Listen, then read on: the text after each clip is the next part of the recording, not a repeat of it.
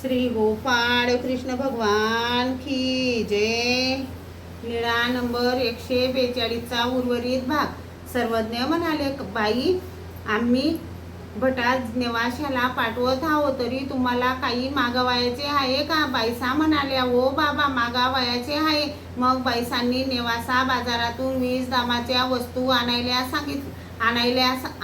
सांगितल्या. 1 दाम शिल्लक म्हणून दिला. मग भटोबास म्हणाले, जीजी, मला थोडा विसर पडतो, तरी किती पैशाचे काय घ्यावे व कोणकोणत्या वस्तू घ्यायच्या सांगितल्या आहे ते आठवणार नाही. सर्वज्ञ म्हणाले, तुम्ही बाजारात गेल्यावर जसे जसे पदार्थ पाल तसे तसे हे सर्व आपोआप पाठवेल. हो जी. मग सर्वज्ञांनी विचारले, किती वेळाने येशील? भटोबास बाहेर आले, दिवसाचा अंदाज पाहिला व म्हणाले, जीजी, सर्वज्ञांना पूजा वसर झाल्यावर येईल. सर्वज्ञ म्हणाले, जेवत नाहीस का? ते म्हणाले, नाही जी, मला भूक नाही. दंडोते घातले, श्रीचरणा लागले, मग निघाले.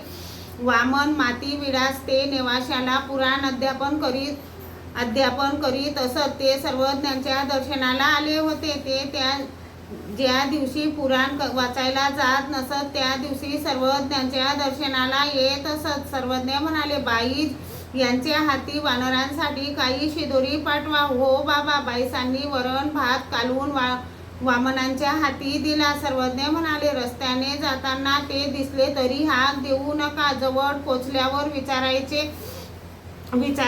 हो जी. मग दंडवत करून निघाले. ते भट्टोबासांना रस्त्याने पुढे जाताना पाहायचे, परंतु बोलवत नव्हते. तसेच त्यांच्या मागे चालायचे. भट्टोबास कंड्रेश्वराला पोहोचले तेव्हा सर्व अंग घामाने चिंब झाले. मग कंड्रेश्वराच्या घाटावर अंग धुतले. ताप सर्व गेला. जोराची भूक लागली. मग मनाशी म्हणाले, सर्वज्ञ जेवायचे म्हणत होते तेव्हा जेवलो असतो ना, असे म्हणून निघायला लागले. श्री गोपाळ कृष्ण भगवान की जय।